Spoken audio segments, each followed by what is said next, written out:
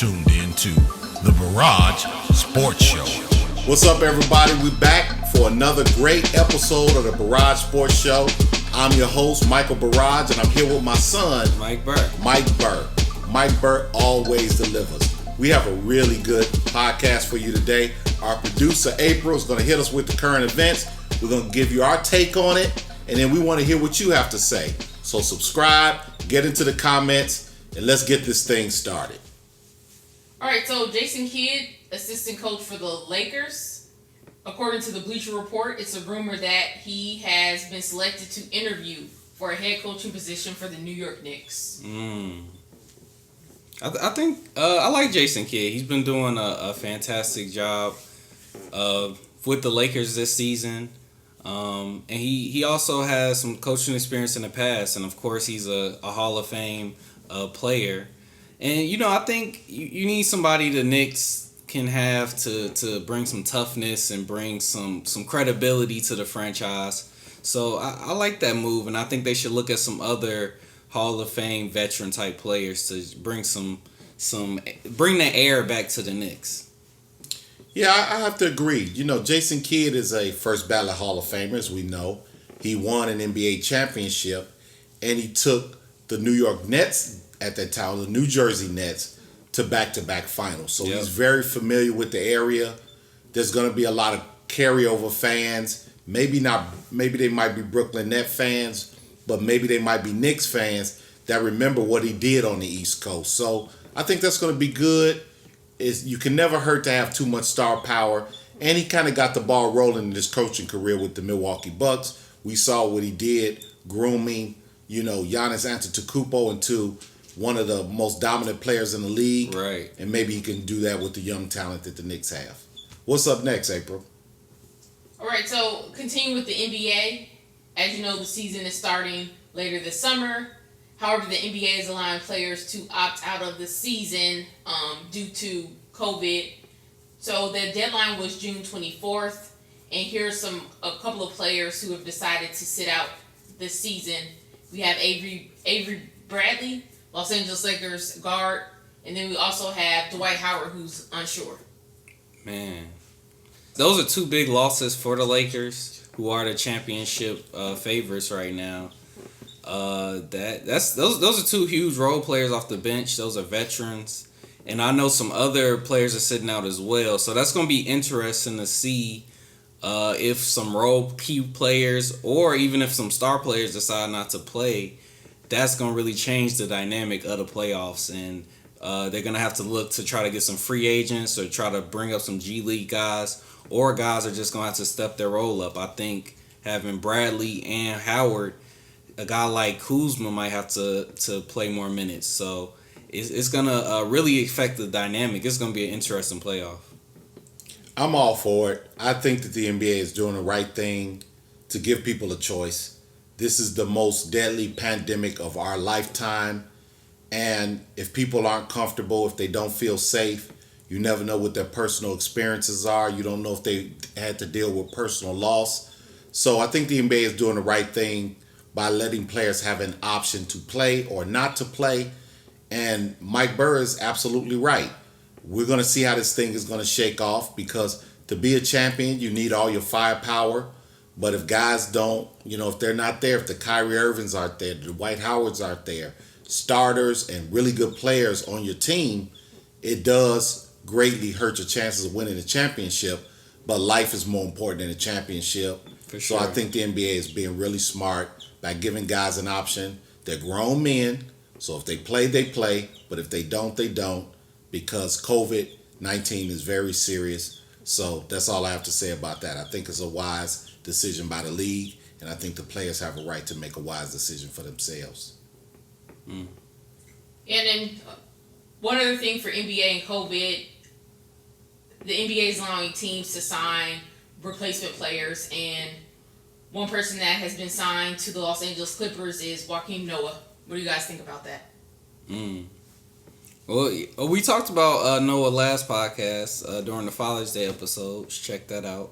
But he's a great player. He's a guy He's not gonna get a lot of minutes. They got a deep team, but he's a guy you bring him in for 5 minutes and he can change the game with his hustle. He can make that big defensive stop if you need him, get that clutch rebound. So that's actually scary, and especially their biggest competition. It seems like they're losing a couple of players that won't be there, and the Clippers just added another great hustle player to deep on their bench.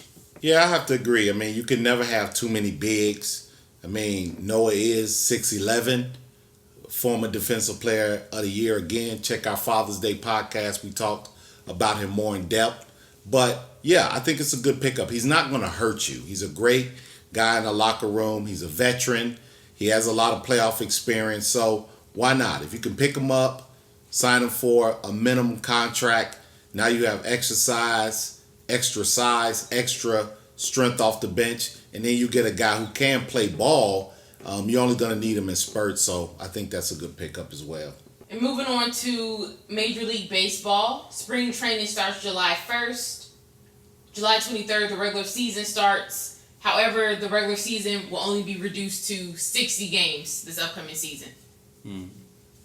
Yeah, it's interesting to see how all the different leagues are handling the pandemic, and it's been a crazy year. So reducing the games, they did what they felt they had to do. That's going to be interesting to determine playoff seeding, and because a lot of teams there, they'll be just hanging around and then they'll make a late season run. So it'll add kind of more of a sense of urgency. I think you have to come out the gate hot, because that's a significant reduction in the amount of games there. Yeah, they normally play 182. Yeah. So now you go down to 60, but that's the reality we live in. I mean, every team is playing by the same rules, so it's fair. And it's great that our national pastime is back. America is baseball, hot dogs, apple pie. So it's going to be great that the summer will have baseball, and it's going to be interesting to see, a condensed season, just 60 games. You can't drop a single game. Usually you have a little leeway in baseball, but now every game is going to be more important than the next. So I think it's going to be really exciting, but more importantly, the game is back, and it's going to be great for the fans, great for family, that the summer sport, baseball, is back. Moving on to esports, Shump, the first Call of Duty world champion, wants to retire once his contract is up next year. Then we have DreamHack announces a monthly $250,000 Fortnite Tournament. And then Ninja and Shroud make a $40 million combined from Mixer buyout in just a few months. Wow. That's esports, man. Esports is a huge industry, a lot of money being thrown around, and those are some of the biggest reports in esports right now. Big retirements, big deals being done, a lot of mergers. Great stuff with esports, and that's why we bring it to you on the Burrage Sports Show. Yeah. The Ninja deal is really interesting. Mixer just sold to Facebook, so that prompted the buyout. I think they gave them double what their current contract is worth. And then now they're both free agents. So now on top of that, they'll be able to sign with Twitch or maybe stay with Facebook, or, but they're free agents. So now on top of that, they'll be able to get another streaming deal. Yeah, so if you love esports, hit us up in the comments. Give us some more news. Give us more details. Those are great conversations we love to have. All right, moving on to NFL. Dak Prescott. He agreed to the franchise tag. Let's talk about it. Yeah, so this is the first development in the story. They've been kind of negotiating for about a year now. I think Dak got to be paid. I mean, when you look at the past seasons, I completely understand why he wants a mega contract. Jared Goff, Carson Wentz, Matthew Stafford, Matt Ryan, Russell Wilson. All these guys have big contracts, and they deserve it. And when you're a quarterback, you play the most important position. He won Rookie of the Year. He took them to the playoffs twice. He's made some big plays.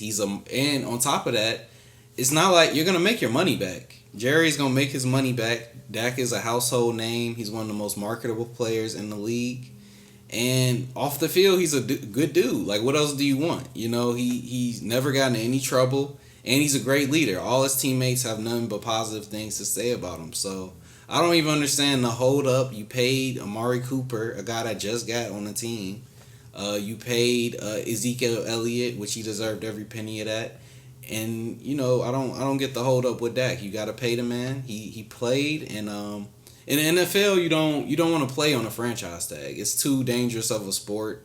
You know, literally one play can end your whole career. So I can understand why Dak wants some long-term security there. And, you know, Jerry has to cough up the money. Yeah, I mean, Dak right now is holding all the cards. Allegedly, we don't know how true this is, but many of the sources say that Dak wants a 4-year deal.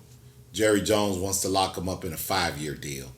The reason why Dak probably wants a 4-year deal is because next year, Patrick Mahomes, Deshaun Watson, they're going to be up for their contracts, and they're going to set a brand new bar. So Dak Prescott is saying, look, I'd rather have a lucrative, shorter deal now, because once Patrick Mahomes and Deshaun Watson get paid, that's going to drive up the prices for quarterbacks. Plus, a TV deal is going to be renewed soon, which is going to bring in even more revenue. So Dak says, look, that 1 year might cost me $25 million. So he's taking the franchise tag right now, $31 million. His first 31.7, I think. His first 4 years, he only made $4 million. So it's like a 1,400% increase in salary. So he doesn't have to panic. He's getting 31 mil if he doesn't sign the deal, and then he'll be a free agent again next year with the Deshaun Watson and with the Patrick Mahomes contracts now being a part of his negotiation strategy. So Jerry Jones is kind of between a rock and a hard place. He can play hardball, keep him on a franchise tag, or he can capitulate and sign him for 4 years, but he'll just have to pony up again a lot quicker. So Dak is holding all the cards right now, and I think Mike Burr said it best. The only thing that can kind of sabotage his plans is a season-ending or career-ending type of injury. But if he balls out, he's going to be in a good position either way. He's going to either get the 4-year deal he wants and be probably the highest-paid quarterback in the NFL this year, or he can just play off the franchise tag and become a free agent again when the prices are driven up. And here's another caveat. Oh, what's the other caveat? Well, the other caveat, if they decide to franchise tag him for a third straight year, he'll make, Dak Prescott that is, will make something in the neighborhood of $128 million over 3 years. Then he'll be a free agent again. So Dak Prescott has a lot of leverage. That's why he doesn't mind signing that tender for the franchise tag, still negotiate, because with the market being driven up for quarterbacks, especially with the new TV revenue, Deshaun Watson, Patrick Mahomes, he knows any way it goes, if he stays healthy, he's going to come out with a lot more money. He has a lot of leverage. And don't feel sorry for the Dallas Cowboys. They're the most valuable franchise in all the sports around the world. Yep. Jerry Jones is a billionaire many times over, so he'll be just fine, and they'll find a way to work things out. Yeah, for sure. The money is there, and I think that Dak, I mean, he deserves it. It's the quarterback market. We know what it is. Like you said, and coming right up the line is going to be Mahomes and Watson. So they're going to reset that bar even higher. The thing about Dak Prescott, he does have all the leverage. I wouldn't be surprised if this deal gets done before the season even starts, because I really don't think he wants to play on a franchise tag. And face it, it's like you either go into the season and you put all your hopes and dreams on Andy Dalton's shoulders. I don't think Jerry Jones wants to do that. I think Dak is the guy for this team, so he's gonna have to cough up the money at the end of the day. What that looks like, whether it's 4 or 5 years, is gonna depend. But I think it's gonna end with Dak being the highest paid quarterback ever until next year. I think so too. Jerry Jones is gonna have to either pay him now, pay him later, And usually in sports, when you pay people now, you save a lot later. So that's the options that the Dallas Cowboys have. It's a great story. Dallas always gives us a lot of soap opera drama, and this just keeps that storyline going. Yeah. Well, hey, everybody, I hope you enjoyed our podcast. Our producer, April, hit us with a lot of great information. We want you to hit us up in the comments. Tell us what you think. We want you to subscribe. MIKALBURR, you got anything else? Yeah, and if it's any topics you want us to discuss, make sure you leave those in the comments as well. Yep, we read the comments, and we'll see you next time. And as always, MIKALBURR, drop the beat.